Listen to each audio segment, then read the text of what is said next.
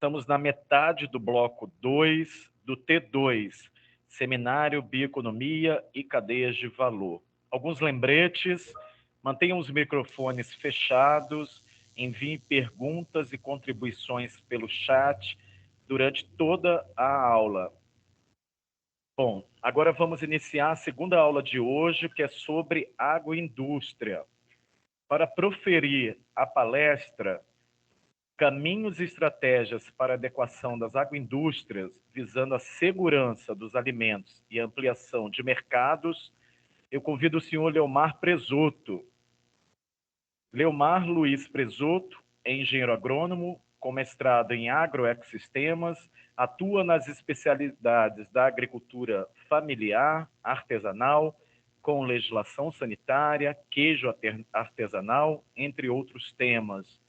Atuou em consultorias com PNUD, ICA e GIZ, em Cabo Verde, na África e em países do Mercosul. Tem dezenas de publicações entre livros, artigos, manuais e documentos orientadores, e atualmente ele é consultor da GOPA para o tema agroindústria. Presoto? Boa tarde, Marcelo. Boa tarde a tarde. todas e todos. E então, quero agradecer imensamente aí o convite, a oportunidade, Marcelo e demais aí da coordenação, as entidades, todas instituições organizadoras desse evento. Tenho acompanhado no limite das possibilidades diversas etapas do T1 e T2, né? E está sendo de altíssimo nível, né? Muitas contribuições, né, Marcelo? Então, acho que está super legal. Mas, sem delongas, vou entrar logo no tema, porque o tempo urge, né? É verdade. Vamos lá, vou compartilhar, então, aqui a tela logo e vamos ao trabalho.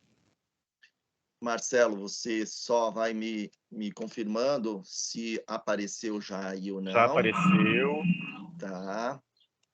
Então, pronto. Vamos lá. Bom, então, gente, o tema da regularização de agroindústrias, né, e o foco que nós vamos trabalhar, ele está mais voltado para a área da regularização sanitária dos empreendimentos. E é um tema que não é muito tragável, digamos assim, né?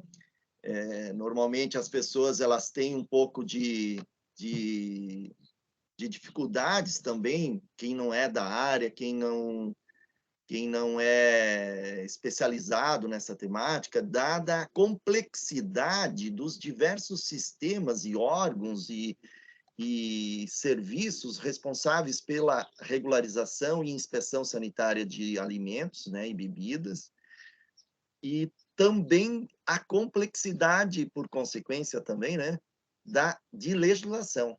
Nós temos muita coisa, muitos instrumentos legais, leis, decretos, portarias, resoluções, instruções normativas, na esfera federal principalmente, né, no Ministério da Agricultura e no Ministério da Saúde, ou mais propriamente dito na Anvisa.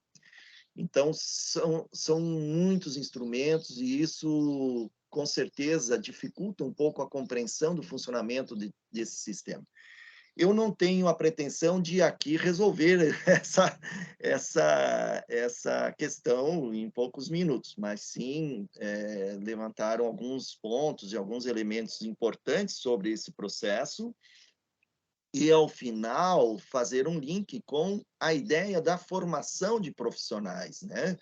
Essa é a pegada e o foco principal desses eventos e desse trabalho, desse projeto, né? A formação de profissionais, né?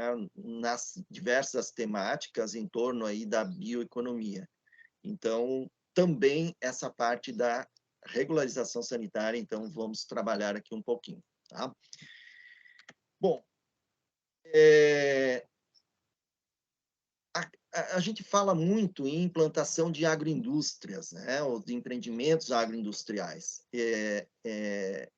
no entanto, diversos fatores ou diversas questões, diversos aspectos têm muitas relações diretas com essa questão da implantação de empreendimentos agroindustriais. E, certamente, né, a questão da regularização é a principal delas, né? Não querendo tomar espaço ou diminuir outras áreas, mas a formalidade é uma exigência do mercado. Então, de nada adiantaria nós termos todo um projeto bem implementado, uma produção organizada, se não tivermos a questão da formalidade, né, resolvida. Isso certamente vai nos dificultar de colocar os produtos no mercado, e especialmente o mercado formal, que é o que nos interessa em últimas instâncias, né? Os principais registros, então, que nós podemos falar, mas tem outros também que se relacionam a esses ou independente desses, seria o registro sanitário, o licenciamento ambiental e o enquadramento jurídico fiscal, que tem a ver com a parte tributária. A nota fiscal é um instrumento fiscal para poder comercializar, né? E aí, ao entorno desse enquadramento jurídico fiscal, nós temos um conjunto bastante grande também de legislação que regulamenta toda essa temática, né? É um tema bastante complexo. Sobre o licenciamento ambiental, não estamos aqui nos referindo à parte que a Fabiana tão bem nos trouxe no início na primeira parte da tarde, hoje, no tema da regularização ambiental. Aqui nós estamos falando de licenciamento ambiental da agroindústria, que é uma outra etapa, que é um outro processo, um outro procedimento que a agroindústria deve resolver, né, para que ela esteja plenamente apta a inserir seus produtos no mercado formal. Então, o licenciamento ambiental que nos referimos aqui se refere exclusivamente ao licenciamento do empreendimento agroindustrial. Tá? A priori, o licenciamento da agroindústria, o licenciamento ambiental da agroindústria, não tem uma relação direta com a regularização que a Fabiana tocou aqui no assunto, no tema anterior. Indiretamente, até pode ter alguma relação, mas são duas coisas bem distintas e bem diferenciadas, né? Aquela está mais relativo às propriedades e, vamos dizer assim, do aspecto produtivo mais relacionado à produção da matéria-prima, e aqui nós estamos falando exclusivamente do processo de transformação, de beneficiamento, de processamento da matéria-prima. Tá? E o registro sanitário, então, é o nosso foco principal, e é ele que nós vamos, então, mencionar agora daqui por diante. Nós temos no Brasil vários sistemas de inspeção sanitária ou de inspeção e fiscalização sanitária. E esses sistemas, eles se relacionam, ou a divisão de competência desses sistemas, eles estão relacionados, primeiramente, ao tipo de produto que origina, o tipo de matéria-prima que origina o produto final, né? Então, temos aí os produtos de origem animal. Os produtos de origem animal, eles fazem parte de um sistema de inspeção ligado aos órgãos de agricultura. O Serviço de Inspeção Federal, CIF, que está lá no Ministério da Agricultura, né, no mapa. O Serviço de Inspeção Estadual, o CIE, que está ligado às secretarias de agricultura dos estados. E o Serviço de Inspeção Municipal, relacionado à Secretaria ou Departamento da Agricultura dos municípios. Tá? Então, nós temos aí esse serviço de inspeção dos produtos de origem animal, que estão ligados aos órgãos da agricultura nas 3 esferas de governo. Né? E depois na sequência, eu vou explicar um pouquinho melhor como funciona isso, tá? Porque também aí tem uma certa complexidade, né?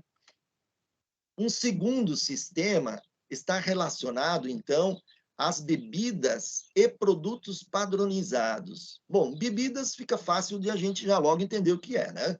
Aí estão colocados todas sucos, polpas. Polpas é considerado uma bebida, tá? Às vezes as pessoas confundem polpa, né? Mas para efeito da legislação sanitária, está incluído no grupo das bebidas. Então, sucos, polpas, cerveja, vinho, álcool, né? Os fermentados acéticos, álcool não, perdão, os fermentados acéticos, né? Os vinagres, licores, kombucha, que é um produto que está bem na moda aí agora, né? Enfim, temos aí um conjunto, então, de bebidas que fazem parte desse sistema. E temos também o que chamamos de produtos padronizados. O que seriam isso? São produtos que o mapa determinou um padrão para esses produtos. Então, por isso nós chamamos de produtos padronizados. Por exemplo, entram aí o arroz, feijão, farinhas, né? São produtos padronizados. Esses produtos padronizados, então, o que precisa ser feito? Também precisa ser feito o registro do estabelecimento no sistema do mapa, e aí esse registro ocorre lá no CIPEAGRO, e depois desse registro, ainda, a agroindústria deve contratar uma empresa que faz a classificação desse produto. E o resultado dessa classificação vai no rótulo do produto. Então, arroz tipo 1, tipo 2, tipo agulhinha, isso, longo, grão longo, ou, enfim, os diversos tipos de arroz, os diversos tipos de farinhas e assim por diante, né? Então, são padrões definidos na legislação do mapa e que a agroindústria, então, precisa fazer essa classificação e colocar no seu rótulo do produto. Então, a esse conjunto de produtos chamamos de produtos padronizados. Então, nesse sistema de bebidas e produtos padronizados, o registro do estabelecimento ocorre no CIPEAGRO, do Ministério da Agricultura. O que é o CIPEAGRO? O CIPEAGRO é uma ferramenta que o mapa desenvolveu, está lá disponível na página do mapa, e o próprio estabelecimento faz o registro da sua agroindústria nesse sistema online. Então, não é preciso fazer um registro de forma física, presencial. Dá para fazer diretamente nessa ferramenta online disponibilizada na página do Ministério da Agricultura. Isso, aliás, representou um importante avanço nesses últimos anos, né? No sentido de tornar um pouco mais simples e mais palatável, digamos assim, o processo de registro desses estabelecimentos. Um terceiro sistema sistema de inspeção ou de fiscalização, se referem aos produtos, demais produtos de origem vegetal. Se nós mencionamos agora há pouco aqui as bebidas e os produtos padronizados, mas ainda temos outro conjunto grande de produtos de origem vegetal. Aí, então, conservas, algumas frutas congeladas, alguns produtos minimamente processados, vegetais minimamente processados, doces, geleias, panificados, os gelados aí, né, sorvetes, etc. Esse conjunto de produtos, eles estão sob a responsabilidade do Sistema Nacional de Vigilância Sanitária. Né? Então, dentro do Sistema Nacional de Vigilância Sanitária, nós temos o que nós chamamos comumente, né, de vigilância sanitária. A vigilância sanitária ela está né, dentro desse sistema e envolve as 3 esferas de governo. Então, no governo federal, ligado ao Ministério da Saúde, nós temos a Anvisa, a Agência Nacional de Vigilância Sanitária. Nas secretarias de saúde de estados e municípios, nós temos a vigilância sanitária do estado ou do município, respectivamente. E são esses órgãos, então, essa vigilância sanitária que é responsável pelo processo de legalização e de inspeção desses outros produtos de origem vegetal. Então, aqui, só para nós termos um panorama mais geral, talvez muitos de vocês que nos ouvem, nos assistem, já dominam um pouco essa divisão de competências, né? Mas outros talvez nem tanto. Então, é importante a gente perceber isso. Às vezes, ainda ocorre algumas confusões aí pelo Brasil afora, a gente roda o país todo e, de vez em quando, a gente encontra ainda algumas confusões aí de competências e que não fica claro para alguns segmentos da produção ou até mesmo para algumas organizações da agricultura e principalmente a agricultura familiar. É bom sempre lembrar que cada um desses sistemas tem um conjunto de legislação que regulamenta esse sistema, tá? E então, se nós pegarmos aqui o sistema de produtos de origem animal, aqui tem um conjunto enorme de legislação, tanto na esfera federal como estadual ou municipal, que regulamenta esses 3 serviços, CIF, CI e SIM. Se nós pegarmos bebidas e produtos padronizados, nós temos outro conjunto grande de legislação, aqui editada, publicada pelo Ministério da Agricultura, que regulamenta o funcionamento desse sistema. E, por sua vez, aqui na área da saúde, então, ligado aos órgãos de saúde, nós temos um conjunto de legislação definida e publicada pela Agência Nacional de Vigilância Sanitária, e que todas as vigilâncias sanitárias de estados e municípios devem seguir. Ok? Vamos adiante.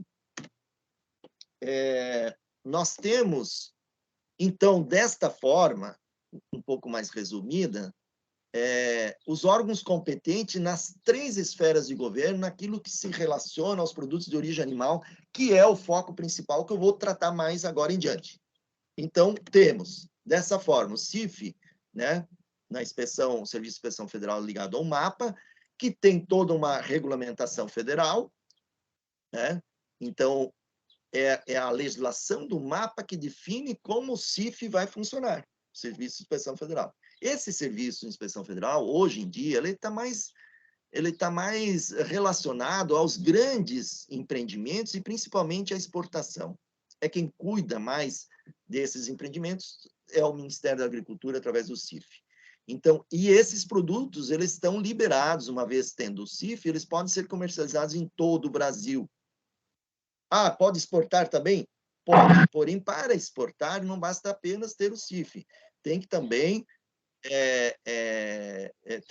dar conta de outros... Opa! Presuto, sua palestra saiu. Pois é, eu vi aqui, caiu, né? Vamos ver. Vamos voltar aqui. Não sei por que aconteceu isso, mas vamos lá. Voltou? Espera aí, vamos ver. Não, ainda não. Você tirou a apresentação? Aí, voltou. Voltou, né? Então tá bom. Okay. Não sei o que aconteceu. Sumiu sozinho. Algum mas tranquilo, problema. Às vezes acontece. Então, eu dizia que tendo o CIF, então os produtos podem ser comercializados em todo o Brasil, mas para exportar, além de ter o CIF, tem que também cumprir outras exigências que fazem parte dos acordos comerciais entre países. Então, nesse caso, um país comprador, seja ele da Europa, da América, da Ásia, da África, de onde for, faz lá suas exigências. E o vendedor, o empreendimento vendedor, ele tem que cumprir essas exigências que fazem parte dos acordos internacionais. Bom, na esfera federal, então, nós, como já falamos, temos o Serviço de Inspeção Estadual, que nós chamamos de CIE. O CIE, né, o estadual, é regulamentado pela legislação estadual. Ou seja, o CIE não precisa seguir a legislação do CIF. Tá? Isso é uma confusão que muitas pessoas fazem e eu espero que a gente consiga, se for o caso aqui, deixar mais claro isso, né? Cada um dos serviços tem a sua própria legislação. E depois nós vamos ver o que é que liga um e outro na sequência, tá? Bom, produto inspecionado pelo CIE pode ser comercializado dentro do respectivo estado, né? Então, não pode passar a barreira do estado. E quando nós temos o Serviço de Inspeção Municipal, então a regulamentação do SIM é pela legislação do próprio município. Nesse caso, os produtos podem ser comercializados apenas dentro do território do respectivo município. Mas nós temos alguns poréns, né? O que são esses poréns? São algumas situações diferenciadas para que a gente possa ultrapassar a barreira do território local, seja ele estadual ou municipal, quando se tem inspeção estadual ou municipal, respectivamente. E quais seriam essas possibilidades? Primeiro, o SI e o SIM podem aderir ao SUASA. Na medida em que um serviço estadual municipal aderir ao sistema SUASA, o SISB, SUASA, que é a parte, né? O SISB é o braço do SUASA que articula os sistemas de inspeção estaduais e municipais de todo o Brasil. Então, uma vez que o SIM e o SI aderiu ao SUASA, toda a produção inspecionada pelo SI e o SIM pode ser comercializada em todo o Brasil. Uma outra situação ainda... Deixa eu ver aqui, como é que eu tiro isso aqui? Pronto. Uma outra situação ainda é que os municípios podem executar o serviço de inspeção de forma coletiva, através de um consórcio público. Então, na medida que um município se juntar com outros e formar um consórcio, e esse consórcio tiver o objetivo de cuidar da inspeção dos produtos de origem animal, esses produtos podem circular dentro do território do consórcio, do respectivo consórcio, né? Ou seja, na soma dos territórios dos municípios que fazem parte do consórcio. Isso por quanto tempo? Por até 3 anos. Após esses 3 anos, esses municípios aqui, o consórcio, tem que necessariamente aderir ao SUASA. Então, é um tempo que o Ministério da Agricultura, na legislação do SISB, SUASA, determinou que o comércio regional pode ser feito pelo próprio SIM do consórcio, enquanto ele se prepara para aderir ao SUASA. Então, por isso, por 3 anos, também nós temos aí essa possibilidade de fazer o comércio fora do território do município. Ainda, sintetizando, então, se eu tenho um SIM, eu posso ter a inspeção individual ou em consórcio do município. Se o SIM é individual, a venda é local, só dentro do município. Se eu tenho SIM dentro de um consórcio, a venda é regional. Tá? Então, isso para deixar mais claro. O SIM e o SI, com adesão ao SISB, SUASA, a venda é liberada para todo o Brasil. E, por outro lado, eu tenho também uma condição particular para os produtos artesanais. Foi criado o selo arte, que eu vou explicar na sequência o que é o selo arte. E, na medida que um produto artesanal devidamente selado, que usa o selo arte, mesmo tendo inspeção municipal ou estadual, a venda é permitida em todo o Brasil. Então, aqui nós temos um grande avanço na legislação brasileira recente, que é o selo arte, que vem a permitir a comercialização nacional de produto artesanal, mesmo inspecionado por um município. Tá? E aí independe se esse município tem adesão SUASA ou não. Não interessa. Tá? A venda é todo o Brasil. Uma outra observação aqui bastante importante é que a legislação do SIM, do SI, ela tem que ser muito bem elaborada. Não adianta um serviço municipal, e eu vou falar agora mais do serviço municipal, um serviço de inspeção municipal copiar a legislação do CIF. Por quê? Porque a legislação do CIF ela está preparada para o funcionamento dos grandes estabelecimentos que fazem exportação. Num serviço de inspeção municipal, não são os grandes estabelecimentos que vão se registrar. O SIM vai inspecionar as pequenas agroindústrias, no máximo médias agroindústrias. Então, não adianta eu utilizar a legislação do CIF. Não vai dar certo. Ela não é compatível com isso. Muito mais ainda, além disso, compatível com o contexto da bioeconomia. Nós tivemos aí ontem algumas falas que elucidaram bem, trouxeram bem essa discussão das cadeias de valor dentro desse contexto, Então, nós temos que pensar que uma legislação local ou estadual, ela tem que abraçar essa realidade. Ela tem que abraçar dentro dela essa realidade para que essa realidade da bioeconomia, das cadeias de valor, elas estejam passíveis de serem incluídas dentro da formalidade, relacionada à inspeção sanitária. Então, esse é um ponto que a gente força bastante, bate bastante. Então, Mas aí muita gente me pergunta, mas não pode, Presoto, uma legislação do SIM contrariar a legislação brasileira, a legislação federal? E eu diria hoje para vocês, não se trata mais disso. Essa é uma fala, né, e uma fala muito propalada nos antigamente. Hoje em dia está tudo diferente. Por quê? Porque o SIM ele não deve seguir a legislação do CIF, do RISPOA, do CIF, o regulamento do CIF, mas ela deve respeitar, sim, aquilo que está preconizado dentro da legislação do CISB e SUASA.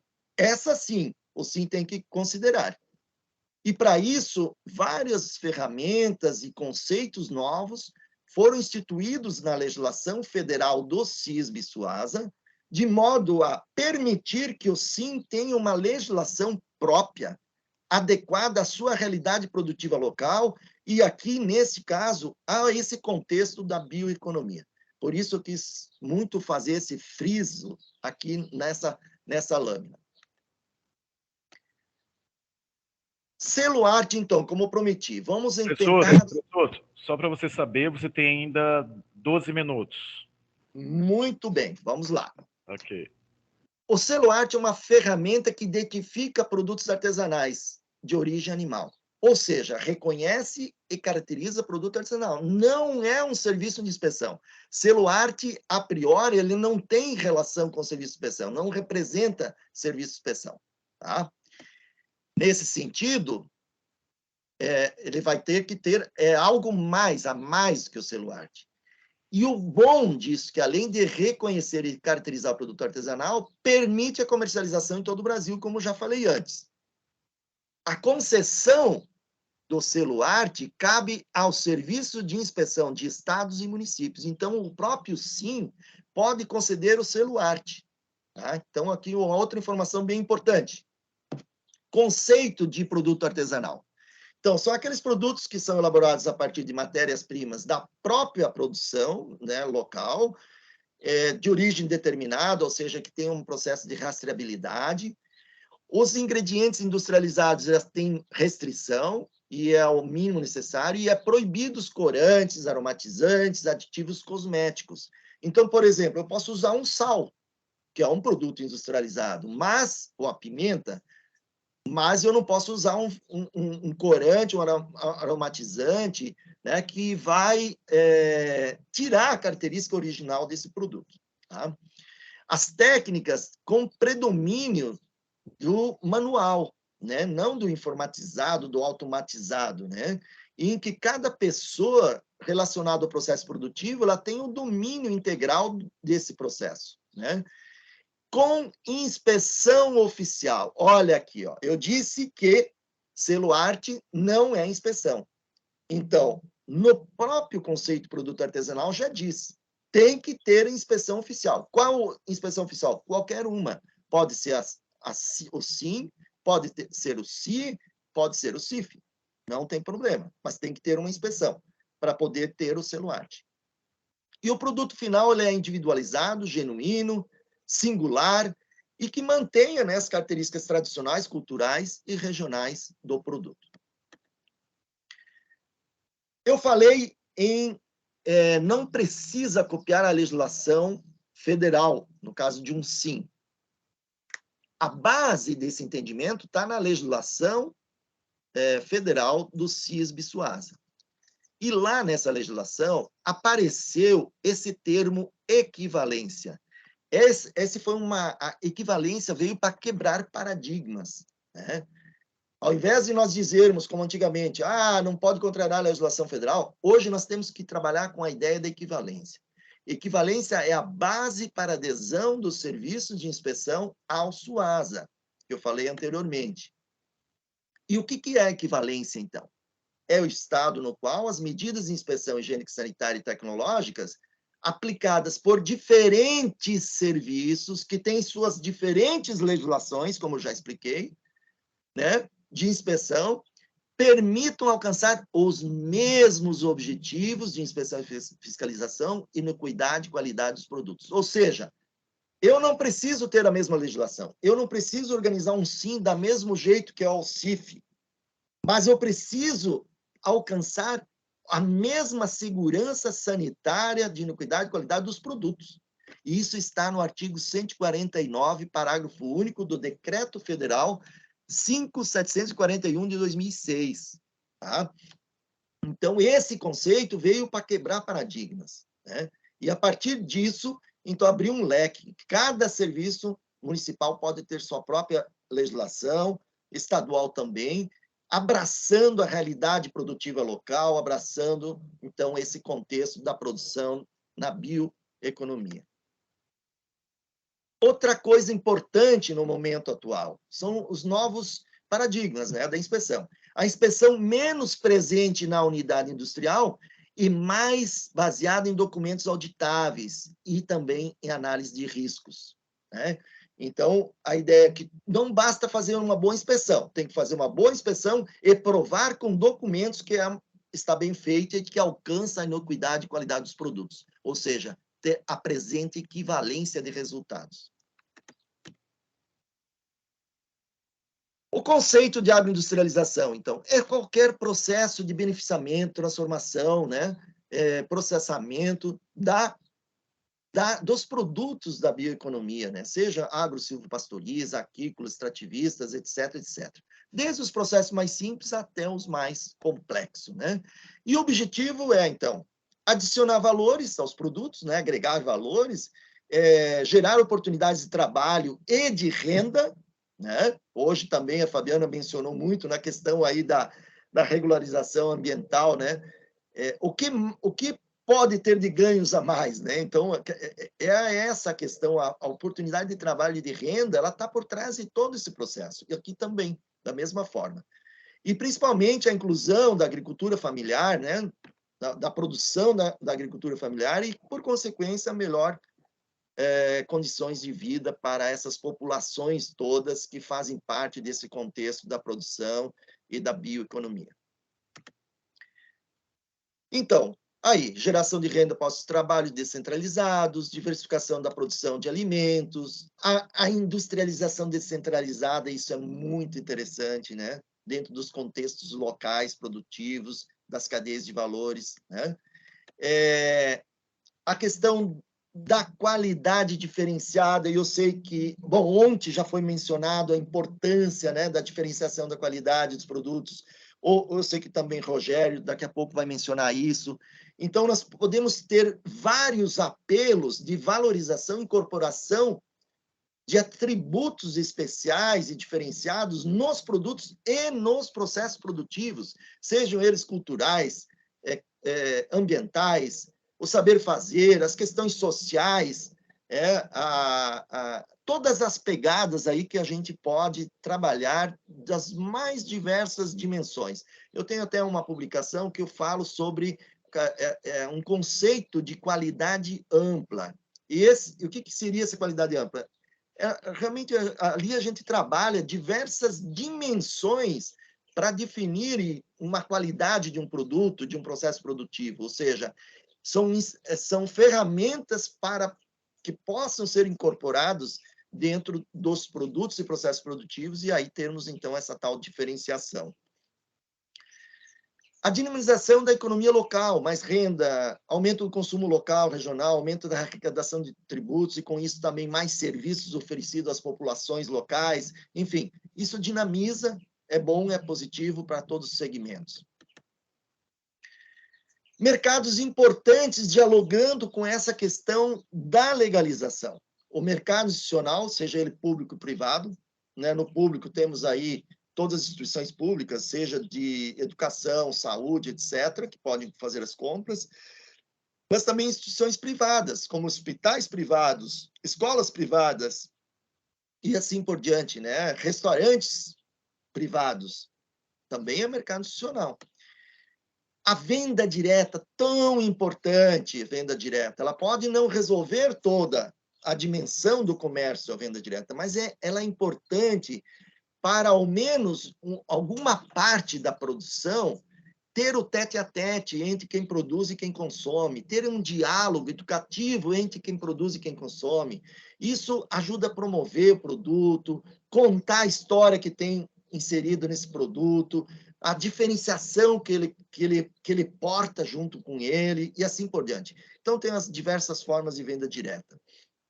Pequenos mercados, mercearias, padarias, e assim por diante. Redes de supermercados também, não vamos deixar de fora, e lojas especializadas. Às vezes, a gente não dá muita atenção às lojas especializadas, mas é um mercado cada vez mais crescente. Claro, uma lógica de nichos, que dialoga muito com os produtos diferenciados que nós mencionamos, né? Todos esses tipos de mercados, segmentos, exigem a legalização. Não tem como nós fugirmos da formalidade. Por fim, então, para já ir encerrando, Marcelo, e eu não estourar o tempo, alguns pontos importantes que a gente considera que podem ser considerados, né, ou incorporados em processos de formação profissionais, né? Então, quando eu olho para a agroindústria, eu começo a ver um monte de possibilidades de coisas importantes que, às vezes, os profissionais não estão preparados plenamente. Seja pela nova dinâmica dos mercados, seja pela nova dinâmica dos processos de legalização sanitária, ou seja, pelas próprias exigências que o mercado e os tempos atuais nos fazem. Então, nós percebemos que muitas agroindústrias elas começam a funcionar e não tem um fluxo de produção correto dentro da agroindústria. Isso gera problemas de toda a ordem, tanto do processo do funcionamento da agroindústria, como da parte de risco de contaminações cruzadas. Então, prepararmos profissionais que consigam ajudar a fazer um bom fluxo de produção dentro da agroindústria. Eu digo sempre, às vezes, podemos ter uma agroindústria em uma única sala, com um fluxograma bem organizado, um layout correto, sem risco de contaminação cruzada, ou diríamos, um risco baixo de contaminação cruzada. É isso. Então, esse é um dos pontos importantes que nós sentimos na realidade, no dia a dia do trabalho, né? A gente percebe isso. Boas práticas de fabricação, elaboração de manual, implantação dos autocontroles, né, os PACs que a gente chama. Eu falei antes, hoje não basta fazer a produção de forma correta, não basta ter uma inspeção sanitária bem feita. Nós precisamos comprovar através de documentos. Nas agroindústrias, os autocontroles são ferramentas importantíssimas. Se não tivermos profissionais bem preparados para implantar esses PACs, aí nós já começamos a ter bastante problemas. Então, não basta um manual de boas práticas, nós temos que ter os autocontroles também muito bem determinados. Isso é a base para o funcionamento da agroindústria, é a base para comprovar a sua qualidade e a base para a sua relação com o serviço de inspeção nos dias de hoje, né? Conforme eu já mencionei rapidamente para vocês. O papel e a atuação dos responsáveis técnicos, os RTs dentro das agroindústrias. Eu estou fazendo um trabalho também aqui em Santa Catarina, através do SEBRAE, uma consultoria através do SEBRAE, aos municípios, às inspeções municipais, implantando ou adequando a inspeção municipal. E a gente observa que os responsáveis técnicos não estão preparados para essa nova lógica de funcionamento de inspeção. Então, aqui nós temos uma necessidade urgente. Esse RT, no caso da agroindústria da agricultura familiar, pode ser um RT um profissional contratado, pode ser um RT cedido por instituições públicas ou privadas, inclusive de ATER. A regularização sanitária de agroindústria, nós mencionamos aí rapidamente, vários sistemas, um monte de legislações, é complexo, é um tema que não é fácil de dominar, precisamos de profissionais com competência para ajudar os empreendimentos a se formalizarem. Estudo de viabilidade. Às vezes uma agroindústria bem implantada, tudo certinho, mas não tem um estudo de viabilidade. E no final, o resultado não é positivo, o resultado econômico não é positivo.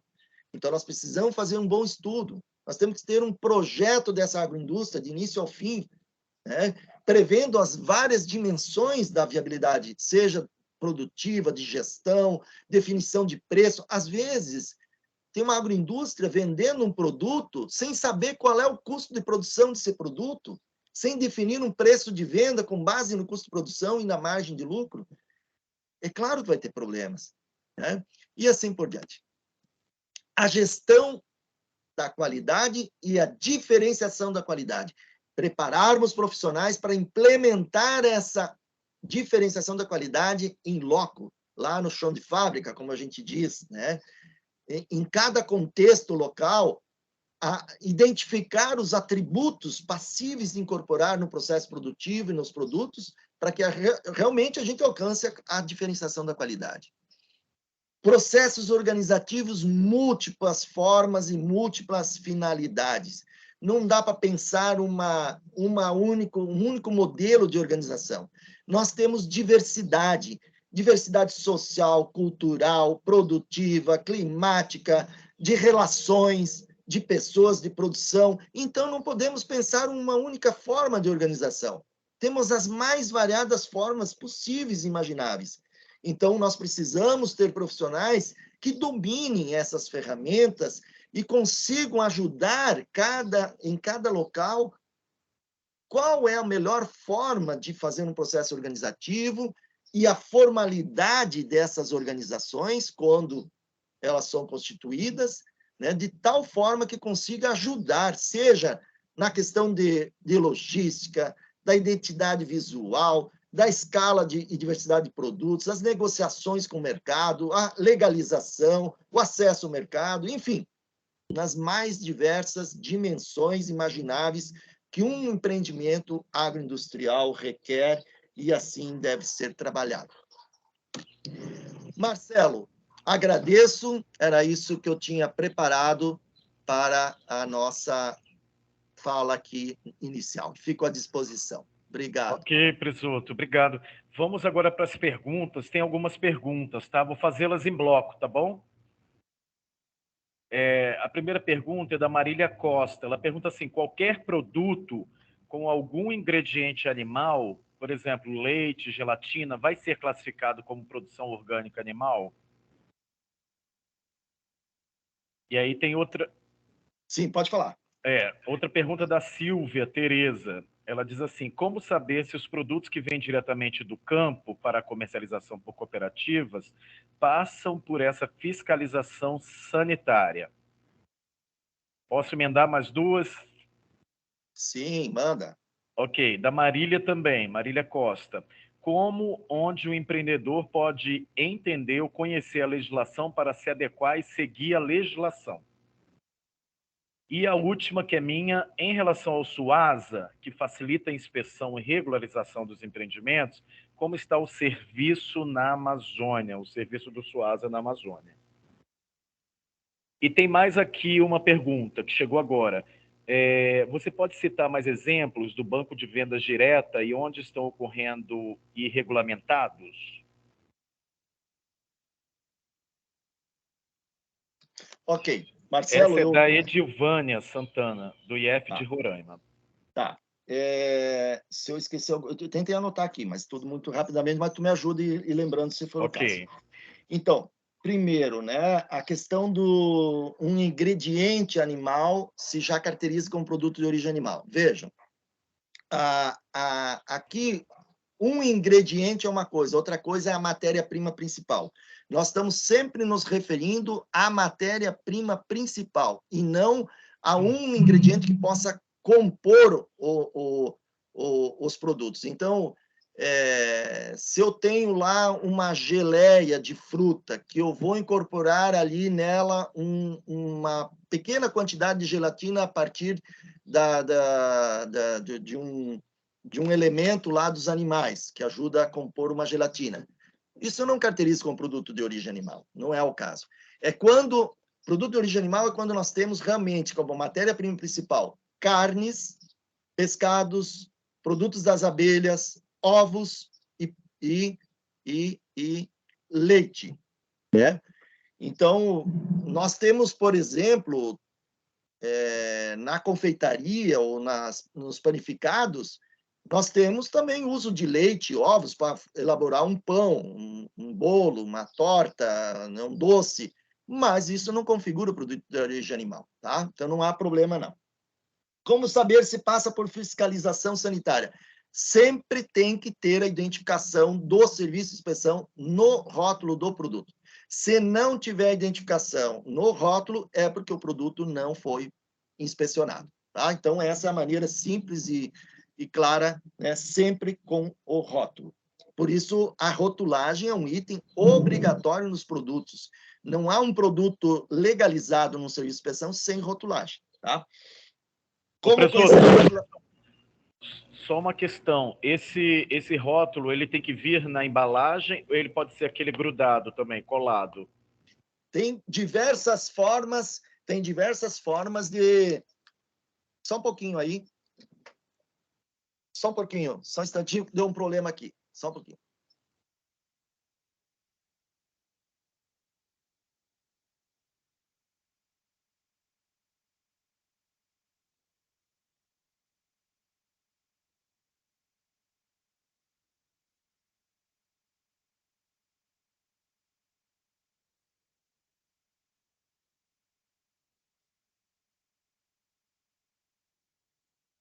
Guardemos.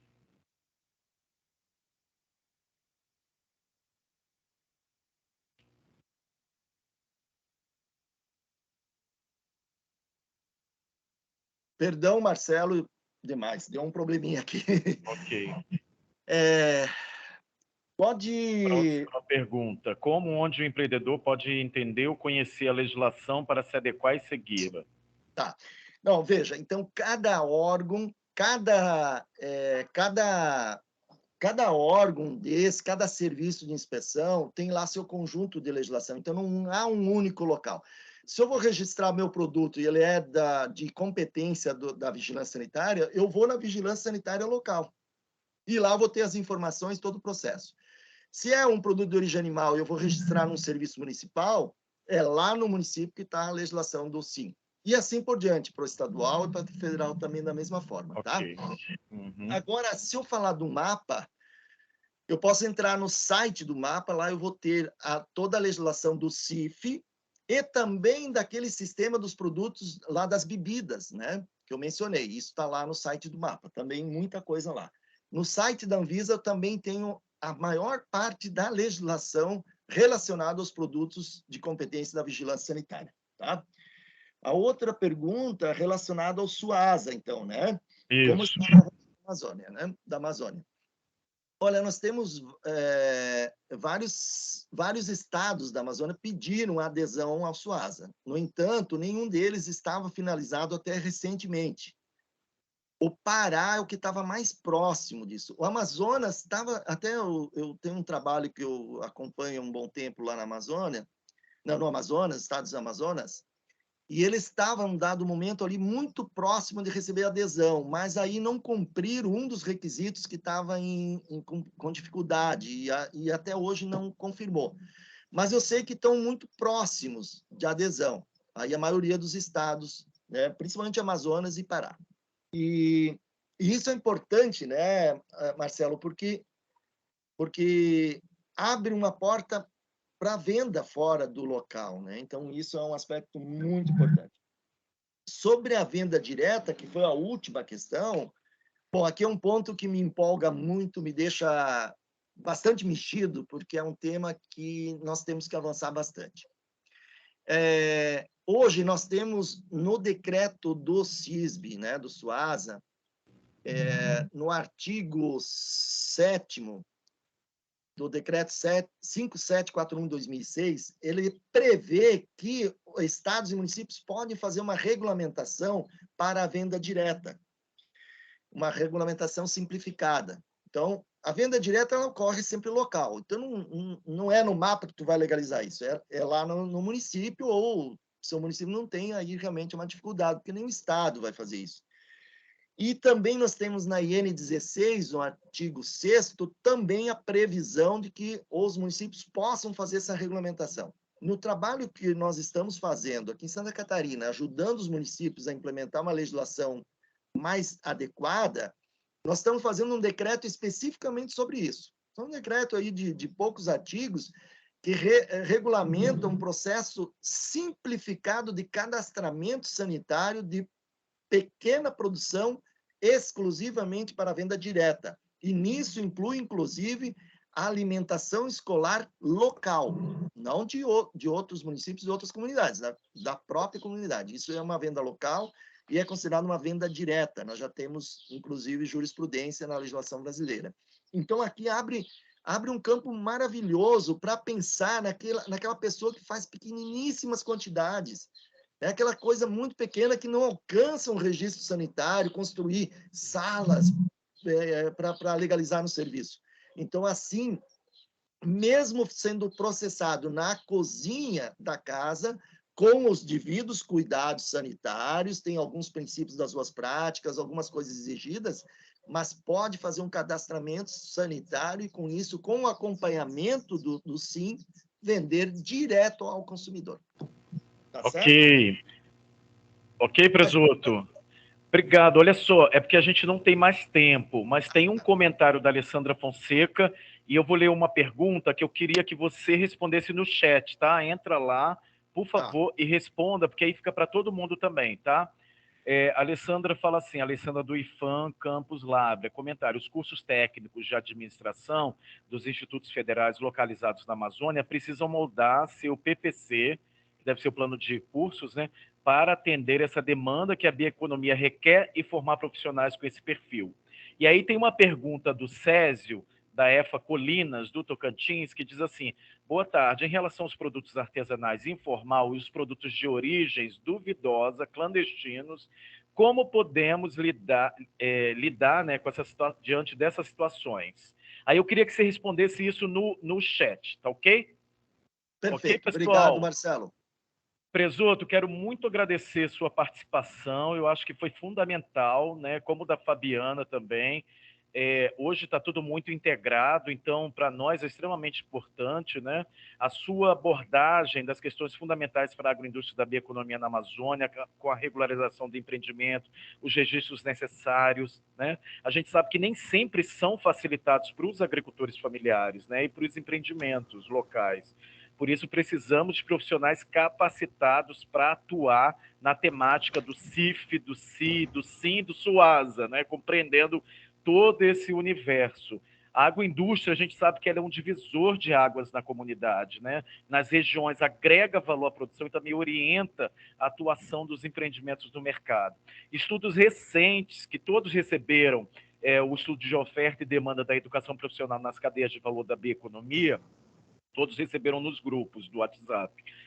Ali são apontadas cerca de mais de 47 mil unidades processadoras de açaí, e a grande maioria delas precisa de boas práticas, regularização, gestão e, principalmente, ter profissionais capacitados dentro e no mercado que possam promover esse auxílio, né? Marcelo, me permita... Sim. Bem rapidinho, sem invadir o espaço aí do Rogério. A minha fala te abriu aí mais coisas. Tá, duas coisas. Primeira, que a gente disponibilizou um manual aí, né, bem recente, que trata bastante dessa temática e das competências, cita várias legislações, isso já ajudaria, inclusive aquela pergunta a segunda pergunta que falou, a terceira pergunta, né, como conhecer a legislação. Então, ali já dá uma ajudinha também, tá? A outra coisa, só para aproveitar o teu exemplo aí do açaí, nós temos no estado do Pará, o estado do Pará tem um serviço de inspeção estadual que já está trabalhando com a inspeção de bebidas, que a priori é competência ainda do MAPA, mas que vai ser descentralizado para estados e municípios, e o Pará já está na frente. Ela está fazendo essa inspeção. Então, por exemplo, bebidas que engloba aí o açaí, né, em todas as suas formatações, se enquadraria perfeitamente aí nesse processo de legalização na Secretaria de Agricultura do Pará. Ok, obrigado, Presuto. Responda ao chat, tá? Entra lá e responde lá o Célio e vai responder a todos também. Obrigado, Presuto, mais uma vez. Espero que você continue conosco, né, até o final. Ok, pessoal, já são 5h10 da tarde. Nós vamos entrar agora na última palestra do dia, né? E eu gostaria que vocês tivessem um pouquinho de paciência também. Talvez a gente atrase uns 10, 15 minutinhos, tá ok? Então, agora para a próxima palestra, que será a próxima aula sobre infraestrutura e gestão da qualidade, né? Para proferi-la, eu convido o senhor Rogério de Oliveira Correia. Rogério Correia é engenheiro químico pela Universidade Federal do Rio de Janeiro, com mestrado e doutorado em Tecnologia de Processos Químicos e Bioquímicos. É pesquisador do Instituto Nacional de Metrologia, Qualidade e Tecnologia, o Inmetro, onde trabalha há mais de 20 anos atuando como especialista em barreiras técnicas, infraestrutura da qualidade e comércio internacional. É também um dos responsáveis pelas atividades da Plataforma Brasileira de Normas Voluntárias de Sustentabilidade. Rogério, seja bem-vindo. Marcelo, você está me ouvindo? Estou te ouvindo, estamos te ouvindo, estamos vendo já a sua apresentação. Coloque o seu ponteiro ali. Deixa eu colocar o ponteiro aqui, isso. Então. Só um minutinho. Ops, calma aí, voltando. Volta, então, isso. Para baixo um pouquinho. Opções do ponteiro, apontador direito. Tá ele aqui. Então, Marcelo, muito obrigado, boa tarde a todas e todos, né? Obrigado a Marcelo pelo convite, pelo pessoal do projeto Bioeconomia, GIZ, e todos os parceiros dessa atividade. Assim, já começo falando que foi muito interessante ouvir as apresentações, tanto da Fabiana e do Presoto, os que me antecederam, vai facilitar muito a minha vida. Acho que, numa lógica de apresentação, a gente partiu do macro. A Fabiana falou sobre sistemas agroflorestais, o Presoto sobre instalações industriais, e eu vou falar em infraestrutura da qualidade, gestão da qualidade, relacionada à parte micro, dos produtos. Então, isso vai facilitar, acho que essa pequena introdução já facilita um pouco a minha vida.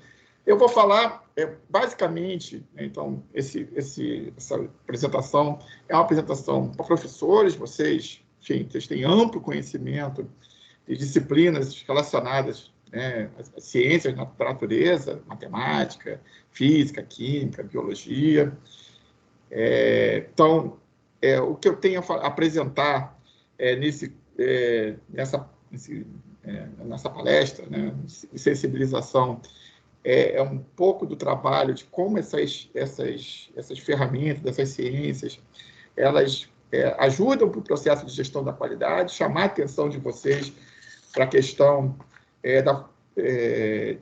de como essas ferramentas ajudam na formação de profissionais, né, que vão ser utilizados nos sistemas agropecuários, nas instalações, no desenvolvimento de atividades. Esse trabalho ele tem forte relação com o trabalho que o Inmetro desenvolve de apoio às exportações, sem querer dar grandes spoilers. Mais à frente a gente vai falar um pouco de gestão da qualidade da exportação e fecha um pouco com o que o Presoto acabou de falar, da importância da gente saber das legislações que a gente precisa atender no mercado, que é alvo dos nossos processos. E aí eu começo com esse slide, começo a minha apresentação com esse slide, que tem essa figura, que é uma figura que está presente nas apresentações da UNIDO. A UNIDO é aquela organização das Nações Unidas para Desenvolvimento Industrial, e que fala muito sobre essa questão da gestão da qualidade das exportações, né? E que relaciona consumidores, empresas, serviços, instituição, a governança associada a tudo isso. E tem relação com essas disciplinas aqui que vão estar presentes na minha apresentação, relacionadas à metrologia, à normalização, à regulamentação técnica, à avaliação da conformidade, à acreditação, barreiras técnicas e gestão da qualidade. Então, eu vou começar falando sobre a metrologia. A minha apresentação, como eu já disse, não pretende, a gente não vai ter grandes aprofundamentos, é uma apresentação de sensibilização, uma apresentação de 20, 30 minutos, no máximo, em que dê espaço para que vocês tenham ainda, que você possa tirar algumas dúvidas que existirem. Mas, então, começando sobre a metrologia, que está na base de qualquer sistema de gestão da qualidade, né? Metrologia o que a gente chama de ciência da medição e suas aplicações. Essas tanto das medições quanto a aplicação associada das medições, são essenciais em todos os empreendimentos humanos. A gente tem aqui uma figura que fala como a metrologia é importante para várias áreas da indústria, entendendo a indústria como uma grande área. Então, agricultura também é um tipo de indústria, que inclui essas atividades, inclui controle da produção, o Presoto acabou de falar sobre isso, avaliação da qualidade no meio ambiente, da saúde, da segurança de produtos, da qualidade de materiais, do que a gente come, e para garantir práticas seguras de comércio, produção do consumidor. Metrologia tem relação com a incerteza de medições, com rastreabilidade, com a interoperabilidade, com compatibilidade de produtos e com cadeias de valor. Então, a gente tem que pensar que no mundo em que a gente vive, muitas vezes a gente produz produtos finais, mas muitas vezes esses produtos eles vão ser partes, vai ser matéria-prima em cadeias de valor. Metrologia está associado a grandezas físicas e químicas, grandezas também biológicas, materiais de referência que vão ser utilizados nesses trabalhos todos, né? Então, a gente tem aqui a figura direita das grandezas de base, e, além dessas grandezas de base, a gente pode ter outras tantas derivadas.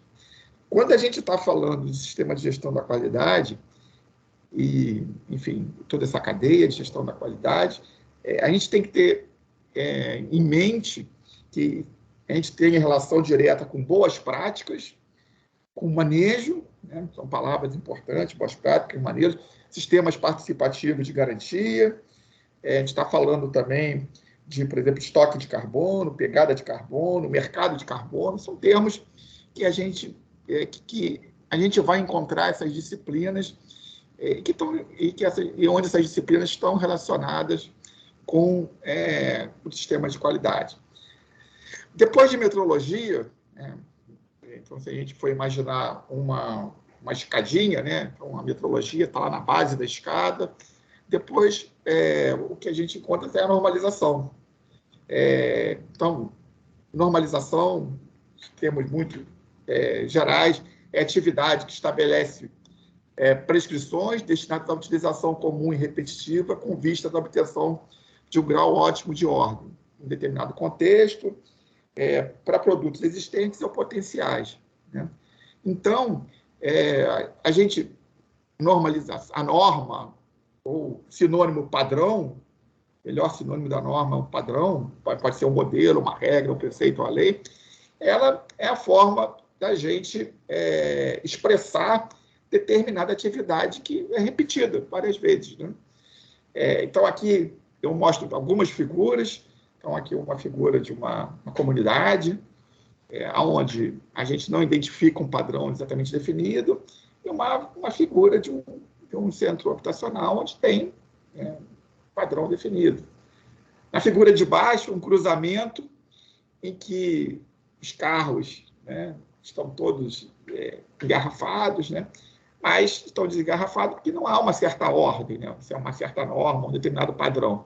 A gente percebe que teria espaço suficiente para que se obedecesse às regras de sinalização, todos os carros passassem e não estivessem engarrafados. Então, normalização tem relação com a criação de procedimentos, e esses procedimentos podem ser na forma de uma norma interna, no procedimento operacional, enfim, de vários tipos, né? Até uma norma de uma empresa, uma norma nacional, uma norma internacional.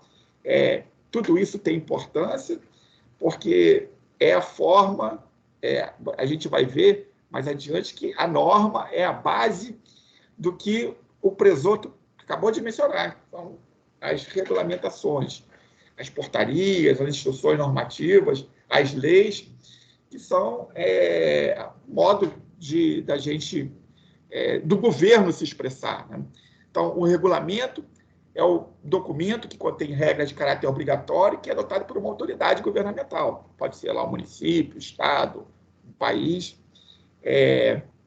Esse regulamento quando é um regulamento técnico, ele estabelece requisitos técnicos, seja pela referência ou incorporação de um produto de uma norma, do conteúdo de uma norma, de uma especificação técnica, de um código de prática. O regulamento técnico pode ser completado por diretrizes, por planilhas de cálculo, por várias outras formas, estabelecendo meios para a obtenção da conformidade com os requisitos desse regulamento. Alguma prescrição julgada satisfatória para obter conformidade. Eu cito aqui 2 regulamentos, a tabela nutricional. Então, a gente está falando, se a gente estiver falando de um alimento, a legislação brasileira prescreve que todo tem que ter uma tabela nutricional. Tem aqui também aquelas etiquetas de código de energia. E aqui ao lado a gente fala, né, à direita embaixo, a gente vê as relações entre normas e regulamentos e as diferenças deles. Né? Basicamente, que uma norma é de caráter, é um requisito de mercado, caráter voluntário, e o regulamento temos macro, né? Ele é um documento estabelecido pelo governo e, portanto, é de caráter compulsório. Fora isso, ambos definem características específicas do produto e métodos e processos de produção. A seguir, uma disciplina importante nessa cadeia da gestão da qualidade é a questão da avaliação da conformidade. A avaliação da conformidade é o procedimento utilizado para atestar que requisitos, tanto de regulamento como norma, são cumpridos. Enfim, a avaliação da conformidade pode se dar de várias formas, existem vários modelos de avaliação da conformidade. O mais conhecido deles é a certificação. Então, essas figurinhas que eu coloquei aqui na apresentação são etiquetas, selos de certificação, que nada mais são do que selos de avaliação da conformidade. Então, a gente pode atestar um sistema, um produto, um serviço, mesmo pessoas, a avaliação da conformidade é importância por conta da concorrência, o estímulo à melhoria contínua da qualidade, no que envolve a proteção do consumidor, o incremento das exportações, fortalecimento do mercado e agregação de valor e marca de produto. Lembrando que os selos de certificação, selos de avaliação da conformidade, que a gente pode chamar de selos, esquemas, programas, são formas de comunicar determinados valores daquele produto. Né? Subindo nessa cadeia, estão os programas, está a acreditação. A acreditação é o nome que se dá a uma atestação realizada por terceira parte, então, enfim, por um organismo de avaliação da conformidade, que pode ser, enfim, para exprimir a demonstração formal da competência que esse organismo tem para realizar tarefas relacionadas à avaliação da conformidade. Então, a gente pode ter organismos de certificações, né, ou laboratórios. Então, ambos são organismos de avaliação da conformidade e que desenvolvem situações diferentes.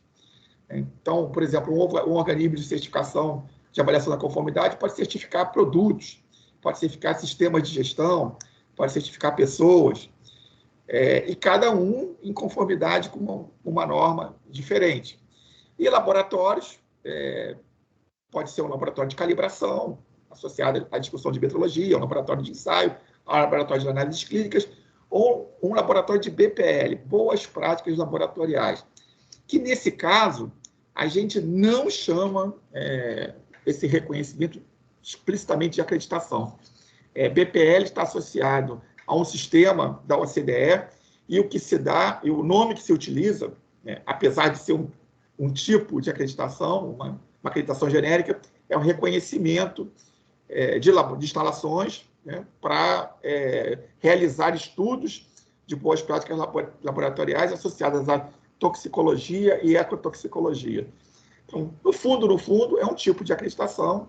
Esses laboratórios podem ser permanentes, temporários ou móveis, e podem ser instalações próprias das empresas ou instalações de clientes, podem ser de terceiros. Né? Então, são mecanismos, como eu mencionei, de terceira parte, no que se refere à avaliação da conformidade, e muito importante, a gente eventualmente pode existir. Tudo isso, né? Então, tanto a acreditação quanto aos regulamentos técnicos, as normas técnicas, elas têm uma disciplina muito importante relacionada a esse tipo de coisa, que é o reconhecimento mútuo.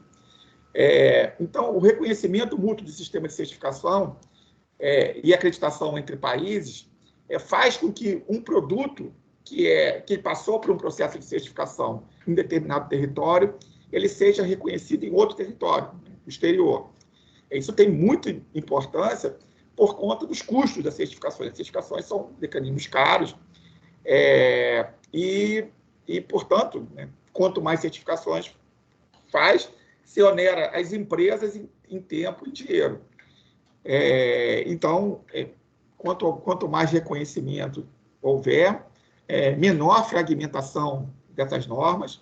Isso é normalmente um problema para as empresas e faz com que as empresas gastem menos, gastem mais tempo e dinheiro e por isso sejam mais competitivas. Então, essa foi uma pergunta que foi feita por Presoto. Como é que se dá quando uma empresa quer exportar ou quer vender um produto fora do país, né? Então, tem que cumprir a legislação daquele país e, quando se exige algum tipo de certificação, se essa certificação pode ser feita aqui no Brasil, isso é muito mais barato e muito mais rápido e, portanto, a existência de acordo de reconhecimento mútuo é muito importante. Então, eu menciono aqui alguns acordos, alguns mecanismos, como o acordo do ILAC e o IAF, que são acordos que o Inmetro assina em nome do Brasil e, portanto, empresas que são acreditadas pelo Inmetro, organismos que são acreditados pelo Inmetro e certificações que foram feitas por esses organismos de avaliação da conformidade têm reconhecimento internacional quando há negociação desses acordos. Desenvolvimento de acordo de reconhecimento é super importante por conta disso. E a última disciplina que a gente, dessa escadinha que eu mencionei, são as discussões sobre barreiras técnicas. Barreiras técnicas são as barreiras comerciais, derivadas da utilização de normas ou regulamentos técnicos, quando essas normas ou esses regulamentos técnicos, quando essas normas não são normas internacionalmente aceitas, quando esses regulamentos não são embasados em normas internacionais, ou pela adoção de procedimentos de avaliação da conformidade não transparentes ou muito dispendiosos, ou pela realização de inspeções, a gente está falando aqui de sistemas de certificação ou verificação excessivamente rigorosos. Esse acordo é um acordo da OMC, o Brasil é parte desse acordo,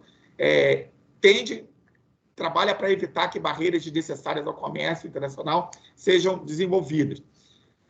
Ademais, permite uma certa autonomia dos países para atender os objetivos legítimos em fins regulatórios, que são aquela proteção do ser humano, do meio ambiente, da saúde animal, vegetal e imperativo de segurança nacional. E como é que se dá um equilíbrio de evitar barreiras desnecessárias e a permissão da autonomia regulatória? A promoção de harmonização de exigências técnicas pelo uso de normas internacionais. Então, quando se usa a norma internacional, norma internacional, no caso do acordo de barreiras técnicas, são as normas ISO, a IEC para produtos elétricos, a norma Códex Alimentar, a norma ITU para produtos de telecomunicação. Se usa essas quatro, além de normas desenvolvidas por outras organizações internacionais, se pressupõe que não está se criando barreiras técnicas. No Brasil, existe um centro de informação que notifica os regulamentos brasileiros para as contrapartes, para a OMC, que é o Inmetro, que é o ponto focal do acordo de barreiras técnicas. E vejam só, essa pergunta que foi feita para o Presoto é respondida para isso. Sempre que alguém tiver alguma dúvida sobre qual a legislação brasileira e do exterior que precisa atender, a gente pergunta para o Inmetro. O Inmetro tem alguns serviços que são gratuitos, como o alerta exportador, um serviço de solicite informação, o denuncie barreiras técnicas e mesmo a plataforma de normas voluntárias de sustentabilidade, que eu sou um dos corresponsáveis. Aqui embaixo tem a páginazinha da plataforma, mas mais à frente a gente vai mostrar também em outro slide esse endereço, mais isso. Mas é só dar um Google, né? Um Google, Plataforma Brasileira de Normas Voluntárias de Sustentabilidade, e que você vai cair na nossa página, ou perguntar sobre o alerta exportador, você vai saber o que precisa, que tipo de regulamentação ou norma você precisa atender para colocar o seu produto, para exportar seu produto e para colocar no Brasil também. A gente responde para os dois, né? Porque, como o Presoto mencionou, os sites das agências regulatórias, Anvisa, o MAPA, esses órgãos que desenvolvem regulamentos técnicos, e a gente chama de regulamentos técnicos como em forma lato. Então, por exemplo, uma portaria, uma instrução normativa é um tipo de regulamento técnico, tem as informações, mas a gente, o Inmetro, é obrigado a prestar essa informação para as nossas contrapartes que ficam no exterior. Então, portanto, a gente também pode... a gente ajuda as empresas, né, que querem exportar e querem conhecer o que esses produtos precisam cumprir para entrar nesses mercados. Então, falei aqui um pouco sobre cada uma dessas disciplinas. Essas disciplinas, como eu disse, estão na base em sistemas de gestão da qualidade. Se a gente for, cada uma delas é uma disciplina, né, que deve ser explorada por vocês nos cursos da formação de profissionais para a bioeconomia, cada uma com as suas especificidades, né? Então, a gente poderia aqui falar horas sobre cada uma delas, né? Desde a questão de como é que se calcula uma incerteza, como é que faz calibração, dependendo de que tipo de que instrumento que a gente está querendo calibrar, como é que você utiliza as grandezas, se refere à metrologia, como se desenvolve uma norma, que é um processo de desenvolvimento de norma, qual é o processo, a partir dali, de criar regulamentos, desses regulamentos, como é que eles tanto essas normas como esses regulamentos, eles são desenvolvidos programas de certificação, forma de atestação da qualidade, né, implementação, a importância da existência de laboratórios e infraestrutura, essas infraestruturas da qualidade associadas a laboratórios para o desenvolvimento de produtos, enfim, e como que isso tudo, né, precisa ser reconhecido internacionalmente, como que a discussão de barreiras técnicas, as negociações comerciais associadas a todo esse trabalho é importante. Então, e aí a gente cai no sistema de gestão da qualidade. Rogério, só para você se orientar, você tem 8 minutos. Não, tá bom, Marcelo. Está acabando já. Ok.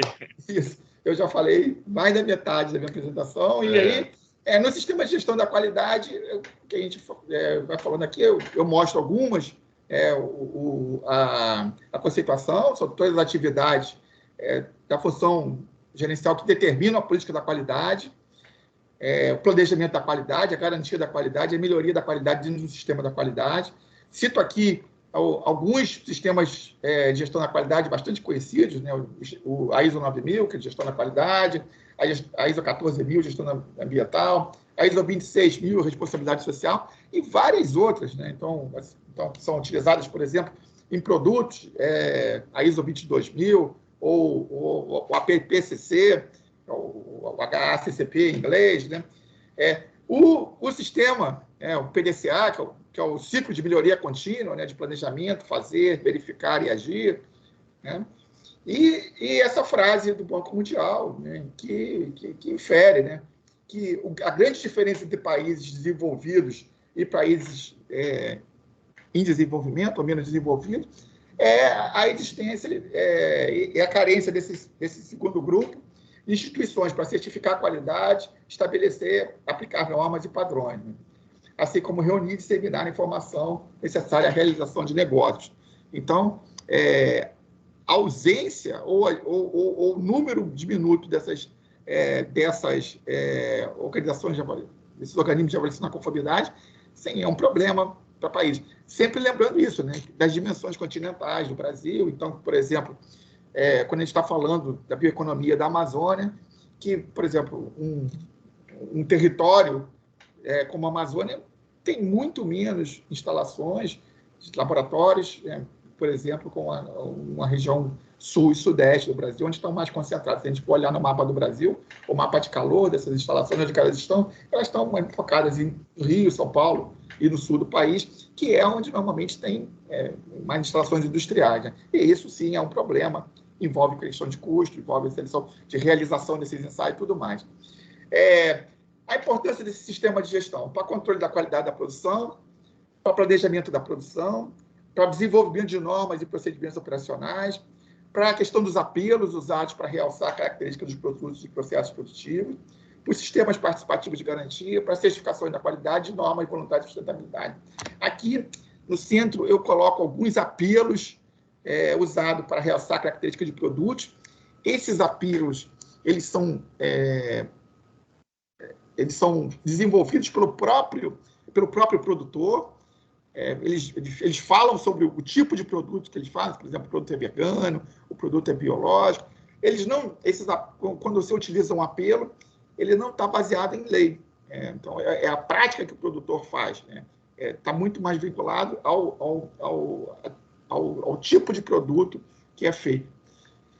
E aqui embaixo, algumas certificações.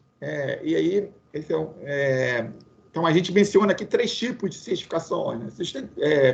Relacionada à sustentabilidade ambiental e social, tem a Rainforest Alliance, da Global Gap, da Fairtrade, que trata a saudabilidade, porque o produto é saudável, né? O termo saudabilidade é um neologismo, né?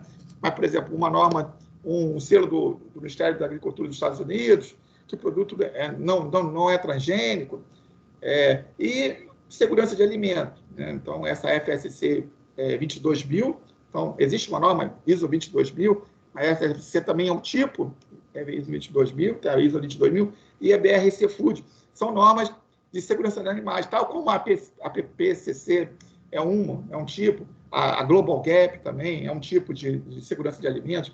E aqui tem um manualzinho do PNUMA, aquela Organização das Nações Unidas para o Meio Ambiente, para fornecimento de informações sobre sustentabilidade de produtos. Então, sim, algumas questões surgem na discussão sobre o sistema de gestão da qualidade. Aqui é um mapa com algumas certificações usadas por produtos da Amazônia.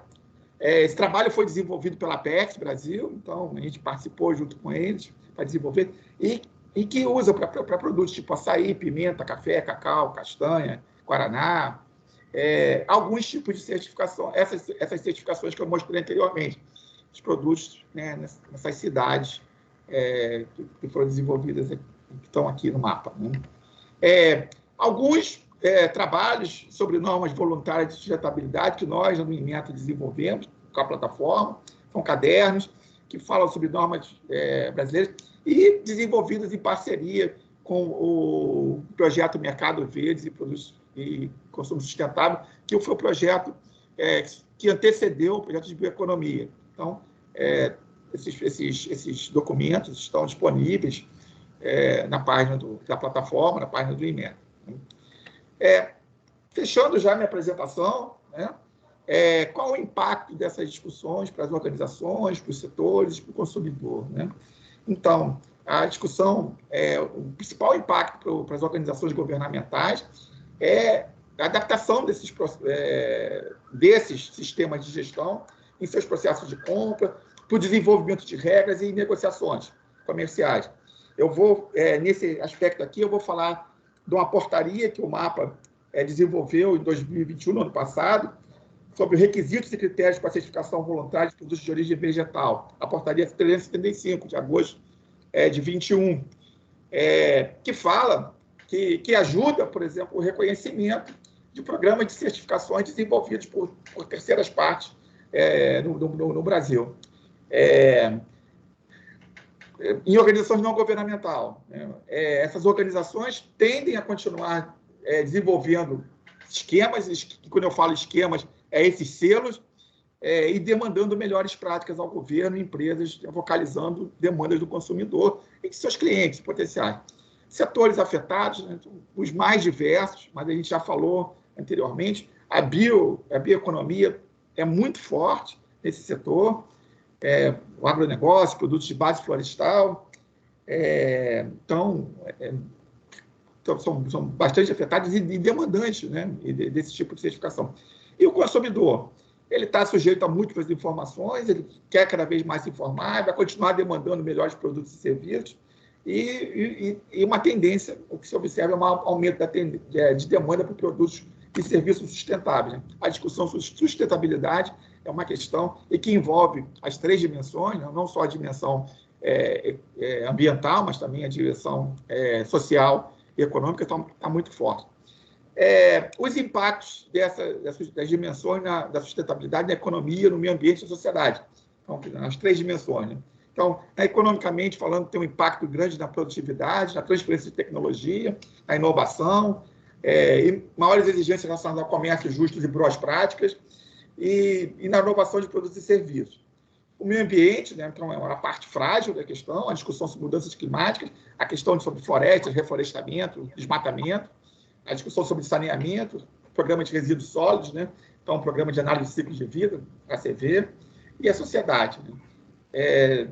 Cada vez mais a gente observa o aumento da demanda dos consumidores, exigências trabalhistas mais complexas, decorrências das relações de trabalho, e que cada vez aumentam mais, principalmente na pós-pandemia, e maiores exigências decorrentes de regras trabalhistas e distribuição de benefícios. E quais são as tendências? Né? Para finalizar, esse é o último slide que eu tenho. Então, a gente fala assim, 2 tendências acadêmicas em regulamentos de países desenvolvidos. Né? Então, cursos sobre importância de laboratórios e organismos de certificação.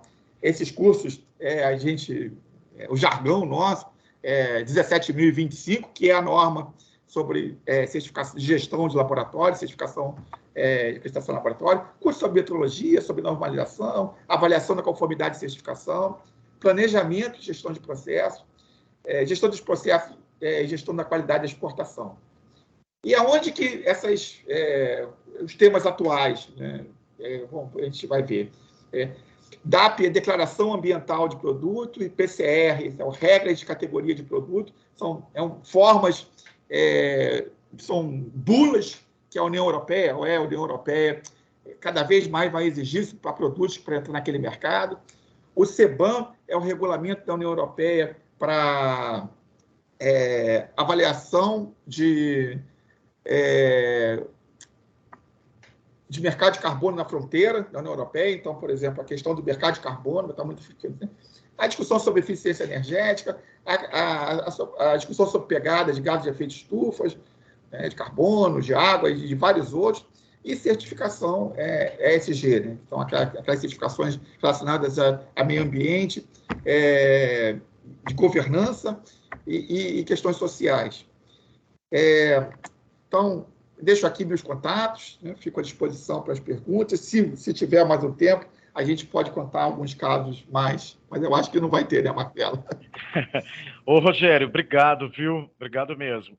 E agora tem algumas perguntas aqui que eu vou colocar para você. Tem uma pergunta da Silvia Tereza, que ela diz assim, quais as principais causas para que um produto ou serviço perca a certificação? Então, posso encaixar as outras? Pode, Tem mais 2. E é uma pergunta minha. A certificação garante o diferencial para os produtos no mercado? Há retorno financeiro para os selos? Deve-se buscar primeiro a certificação ou o mercado? E aí tem mais uma aqui pequenininha. Como garantir a continuidade da certificação, muitas vezes cara para os empreendimentos, custosa para os empreendimentos? Acho que são essas. Então, vamos lá. Perda e continuidade tem relação, né? Então, a continuidade é conforme o interesse. Sim, vou dizer assim, a certificação é a cereja do bolo, né, de um processo. A principal questão associada ao sistema de gestão da qualidade é o planejamento. Então, uma empresa que queira se certificar, primeiro ela tem que fazer uma boa avaliação se o mercado demanda isso.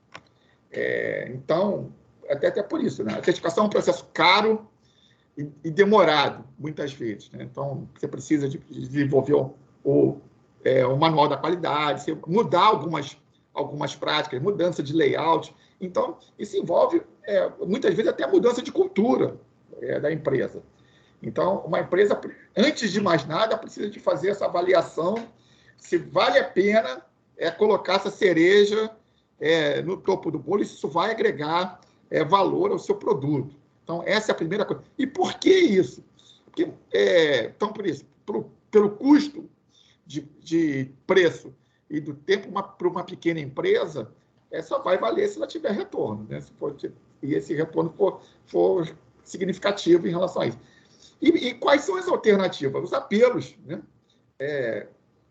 Você pode fazer um apelo que não demanda certificação. Eu cumpro aquela certificação, meu produto é bio, meu produto é vegano, desde que seja, né? Então, a questão da perda da certificação, você perde a certificação quando você deixa de cumprir os requisitos daquela norma.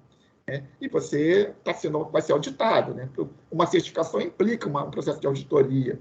Então, quando a gente falou dos organismos de avaliação da conformidade, o que está implícito ali é a auditoria. E mais, então você já vê que esse decreto, essa portaria do mapa que eu falei, essa instrução normativa 375 de 2021, ela diz o seguinte, até isso, países pedem para o mapa interferir internamente em processos voluntários, né? Então, produtos, certificações voluntárias. E por quê? Porque o mapa tem uma tradição de fiscalização, tem interesse que os produtos que saiam daqui, eles cumpram as regras. Então, tem tudo isso envolvido. Você tem uma série de lógica, né? Retorno financeiro. Né? O retorno financeiro está associado ao que você estudou. Aquele mercado ali, ele paga bem. O que a gente percebe é que, em muitos casos, né, e a gente já viu alguns casos aqui na cadeia da castanha, na cadeia do açaí, em que, quando o produto é certificado, tem, sim, retorno financeiro de muito. Né? Às vezes, já vi relatos até de 200%, 300% de acréscimo em cima do produto bruto. Né? Era commodity, como a gente diz assim. E a outra pergunta, Marcela, era sobre certificação. Era como garantir a continuidade da certificação. Não, né? Isso eu já falei. Né? Tinha uma outra anterior que você tinha me falado.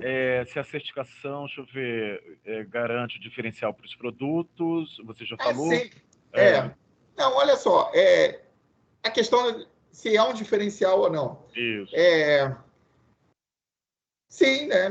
Porque ela exatamente é isso, né? É a garantia de que uma terceira parte, né, uma parte externa, te auditou e que diz que você cumpre. Porque, na verdade, a diferença da certificação de um apelo é exatamente essa. O apelo é uma autodeclaração. Olha, eu declaro, e se teu produto é bom e atende ao mercado, ótimo, né? Significa que os teus clientes te reconhecem. Mas quando você está indo para mercados em que a tua empresa é desconhecida, né, então, no exterior ou fora da tua região, pode ser importante que você tenha uma terceira parte que audite os seus processos e, com isso, indique que a sua empresa, né, que o teu produto, ele realmente cumpre aquilo que está falando, né, que você não está vendendo literalmente gato por lebre, né? Então, é um pouco isso. Ok. E chegou uma última pergunta, que é assim, Rogério, tem apelos não permitidos pela legislação? Como saber o que é permitido? Então, existe sim. Então, existem os que são permitidos e os que não são permitidos.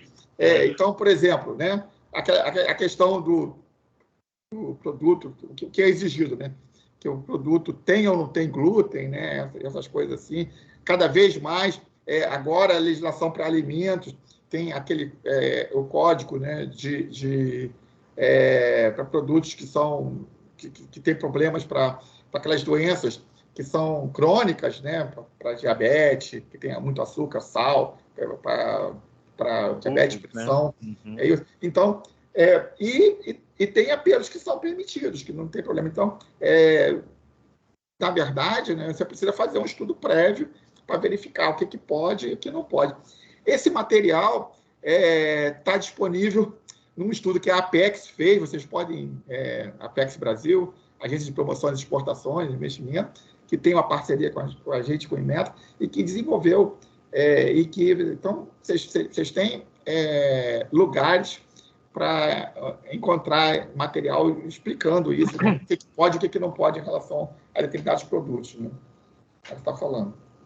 Ok. É isso? Pode falar, posso contar Pode. 2 causozinhos, né, Claro. rápido, Marcelo. É assim, eu queria falar da importância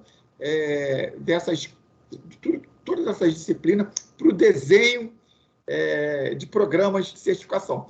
Porque o que acontece? Muitas vezes, né, o próprio fabricante pode tentar desenvolver a sua própria norma e o seu próprio selo. Né? E esse selo, enfim, né, a gente pode estar falando aqui no ponto de vista de uma empresa, mas também de um prestador de serviço de certificação. E isso que cada vez mais se dá. Então, no desenvolvimento desses selos, né, e dessas regras, né, o uso de normas internacionais, né, como eu mencionei, a norma internacional é a forma de fazer com que o produto seja reconhecido aqui e no exterior, é a linguagem da compatibilidade, da interoperabilidade, né? Então, é um pouco isso, né? Então, a gente tem que pensar nisso. De programas de avaliação da conformidade que não sejam engessados. Então, por exemplo, a gente pode ter um programa tipo a Lei de Orgânico, que, enfim, tem um reconhecimento, que é um programa bom, mas é uma lei. Então, passou no Congresso, então tem um nível de engessamento aí. Talvez uma lei não seja a melhor forma de você desenvolver um programa desse tipo. Ela tem mais força, mas, por outro lado, é mais engessada. Então, esse equilíbrio é um pouco isso. E vou falar da tomada de 3 pinos, né? Então, é o caso mais conhecido assim, do Inmetro, é muito falado. Apesar de toda essa celeuma que tem em volta da tomada de 3 pinos, o programa, o regulamento da tomada de 3 pinos, foi discutido durante muito tempo. Talvez não tenha havido uma comunicação. Programa que durou, que foi desenvolvido ao longo de mais de 10 anos e utilizou, acreditem, a norma internacional. Aqueles 3 pinos foi uma norma IEC é a normalizadora internacional para produtos elétricos e eletrônicos, International a Comissão de Produtos Elétricos, né, internacionais. Enfim, né? E aí, quando você desenvolveu aquele produto, a gente utilizou a norma internacional. Isso não é uma. O objetivo não era criar uma barreira técnica. Mas aí você vê, é uma má comunicação. Então, os 2 casos, né? Um programa que tem um reconhecimento e que, por acaso, né, não tem o melhor instrumento, né, se utilizou de uma lei, e um programa que é muito. Que é mal visto, mas que fez tudo certo, né? Não tem nenhum erro em termos de não tem nenhum erro em termos de procedimento em relação a esse programa, além de ter sido mal comunicado, talvez, né? Sim. A grande crítica que se tem a ele é essa da comunicação. Então, o sistema de qualidade também precisa de ser bem comunicado. Então, eu acho que essa é um pouco a mensagem. E o objetivo dele é comunicar todas essas ferramentas, né, para as partes interessadas. Né? Ok, Rogério. Quero muito agradecer ao Dr. Rogério Correia e também ao Inmetro pela excelente aula, contribuiu muito, né, acerca de regulamentação, normalização, gestão da qualidade, normas de avaliação, né, e todos esses processos colaboram muito com os empreendimentos, né, podem auxiliar e dar muitas direções interessantes, né. Então, pessoal, nós estamos chegando. Obrigado, viu, Rogério, mais uma vez. Nós estamos chegando ao fim do bloco 2, que foi muito intenso, né? Foi muito bom, né? Desde ali da palestra da Fabiana, o Presoto e o Rogério, né? Então, foi um dia muito encaixado, foi muito bom. Apesar que passamos aí 20 e pouquinhos minutos, né, do nosso horário, mas eu acho que é válido também, né? Quero informar a todos, né, e a todos que as apresentações dos blocos 1 e 2, né, do T2, as aulas de ontem e de hoje, bem como os materiais para leitura sugeridos pelos palestrantes, serão enviados nos grupos dos estados amanhã. E, Rogério, a Paola pediu no chat para você colocar os seus contatos, tá? colocar no chat. Tá, estou botando aqui, Marcelo. Isso. E aí tem no chat também, pessoal, tem agradecimento a todos vocês, viu? Tem para todo mundo. Tem para todo mundo lá, deem uma olhadinha, tá bom?